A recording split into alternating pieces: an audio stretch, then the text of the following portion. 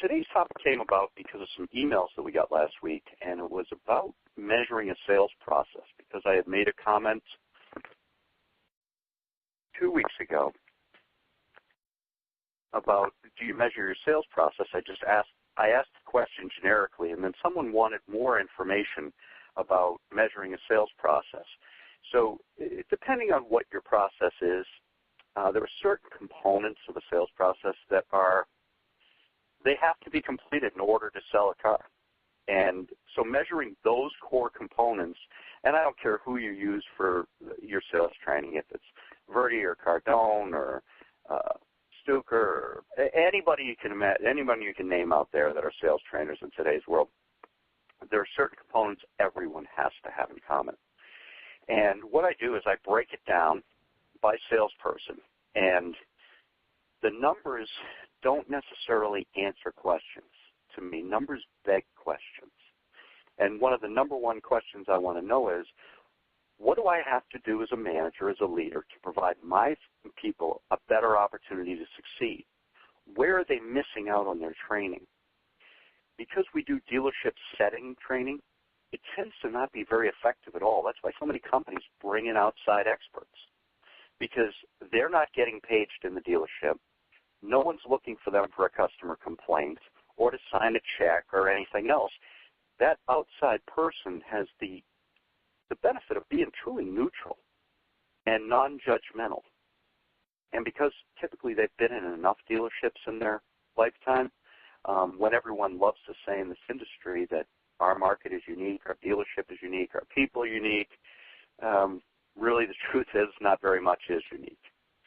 And if you want to measure effectively, what do we measure? We measure everything. And once we get the numbers should beg questions. And I'll give you an example. If you have a person that sells 10 cars a month, and they take 51 ups to do that, well, we can say they're 10-car-a-month guys, and on a high level, we say, okay, well, that on a 30,000 foot, that makes sense. He's a 10-car guy. He's a good salesman. If he takes 51 ups, he's not that good. He's killing you. When you measure everybody, then you come up with your dealership averages. Well, the guy that sold 10, here's how his numbers probably broke down. He probably took 51 ups.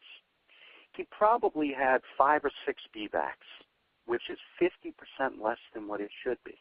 Why? Because he takes so many ups that he's just burning through people. And yet I come across managers all the time that have this happening right in front of them, and they're not even aware of it. Because, well, he's a 10-car guy.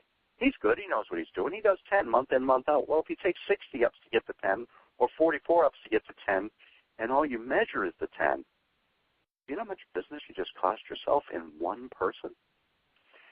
The flip side to that is you may have someone that sells 6 cars a month. 6 cars a month. But they take 15 ups a month. They're not real aggressive. Maybe they have a pension from some other company. Who knows what it is? Maybe they just have a low debt load. But there's no reason for them to work any harder. So we think he's terrible. He sells 6. This guy's good. He sells 15. He sells 10. Well, not necessarily. Break down the numbers. What do we measure? Everything.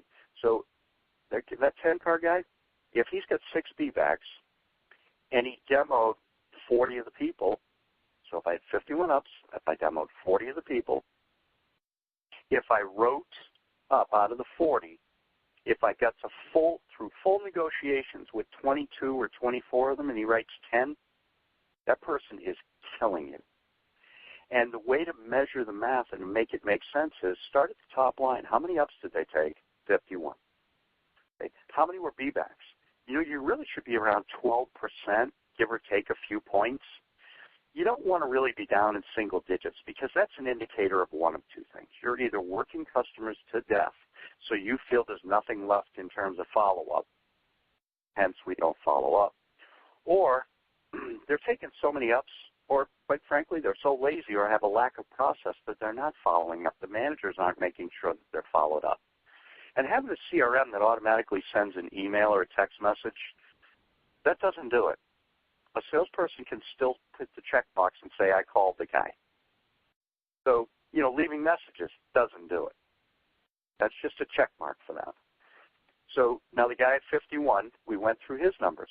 Well, the guy that sells 6 and took only 15 ups, he demoed 14 of them. He negotiated with 12 of them. He wrote 7 and delivered 6. He's far more efficient. I want him to take another 6 ups to sell me another 2 cars. And for him, there'll be a 30% increase. I want the 51 car guy to explain to me how you go from 51 opportunities for someone to drive a vehicle down to 40 people that actually drove. 11 people probably did not walk into your dealership and say, I choose not to drive a car today. I have no interest in driving a car. I'm here to look to buy one, but I just don't want to drive one. That doesn't happen in the real world. Now, if you're a Chevrolet dealer and the guy's on the new Corvette and it's not out yet, okay, can't give him its proper demonstration ride. But how many is that? It's not 11. If it was 1, now we got 10. 10 people did not drive. So you measure everything. Now I got a gap of 10. Here's where the numbers beg the question. What is that gap made up of? Exactly. Not a guess. Lord knows, don't ask a salesperson.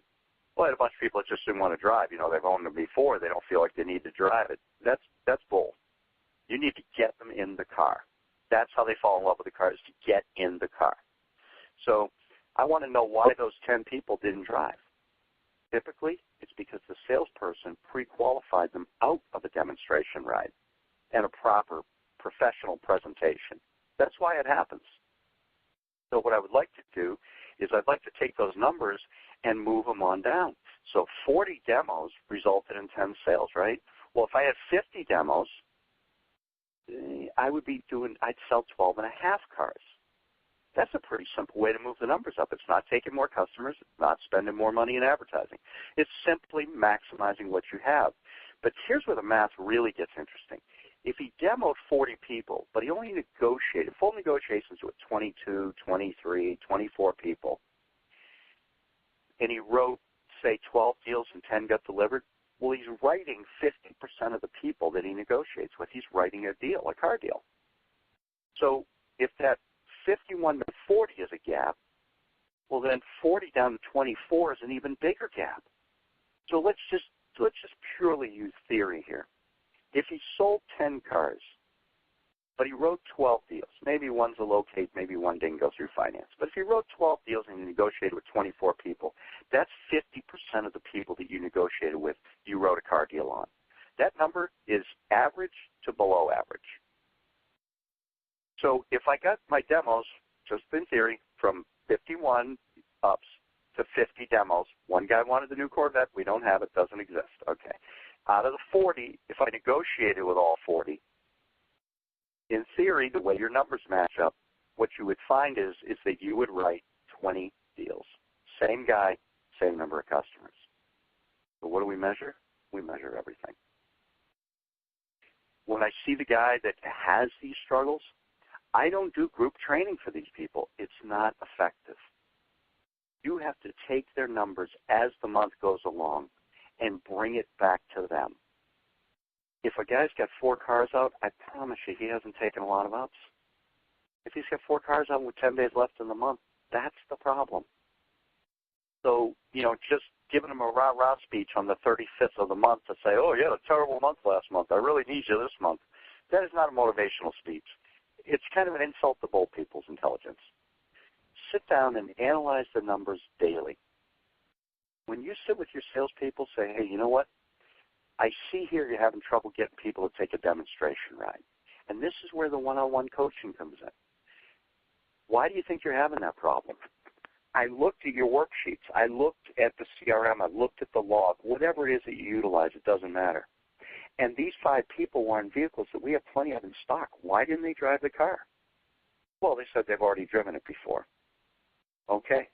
What dealership did they drive it at? I didn't ask. No kidding. That's why you don't have the information, because you didn't ask. And did they drive exactly this one with this exact equipment? Well, yeah, they said it was the same. Okay. Rule 1 in the auto industry, what does the customer know? One of 2 things. They know absolutely everything or absolutely nothing. It's almost always number 2. How many people in your careers have you had come to you and say, I know what you paid for this car, I know what invoice is, and they're wrong? They're never right. They're always off. Why? Because they don't know. They don't have any expertise and experience in this. You do. So when you are working these numbers, just remember, what should you measure? Measure everything. How should you coach? Consistently, day in, day out. Set goals with your people. Follow through on those goals. You know, the old adage, even the longest journey begins with the first step. Well, as managers, take that step. Don't show up and flip the lights on and wonder what's going to happen today. Go through the analytics. Look at it. Look at your people. Look at your staff. Find out who struggles in negotiations, getting them to that stage, and work with them specifically on that. And be mindful that when they need your help, you're a manager, your job is to help them succeed. And if you have someone that's having a serious problem with demonstration rides, you know, maybe it's in their approach. How do you get the customer into a demo ride? And don't take a short, follow me, let's take a ride. No. Do a presentation of the vehicle, pull it up, and really show them everything. And when they're standing out there, just simply say, hey, you know what? Slide right into the driver's seat and get in and close the door and buckle your seatbelt. Guess what's going to happen? You're going for a ride. You know, we look inside a vehicle nowadays, and it's locked or what have you, and then we write down the stock number and we walk inside and we, in big quotes here, we work the deal. That is not building value in your product. So if you want to have more success in this business, what do we measure? We measure everything. We do it daily, and we provide individualized coaching on every area of the process that they're weak in. So if it's B-backs and they're not getting enough customers back, they're either not calling or they're saying the wrong things when they call. Have you thought about it? That is not a call to action. We need to do a proper follow-up phone call. Demonstrations. Why are you lacking so many people to go on a demonstration ride? It's a pretty big trust issue to get in the car with someone that you don't know. You got to make them feel warm and comfortable. Don't send them on demonstration rides alone. That's not a demonstration ride. That's a solo test ride, and you're not going to build value in the product, and you can't answer questions for them.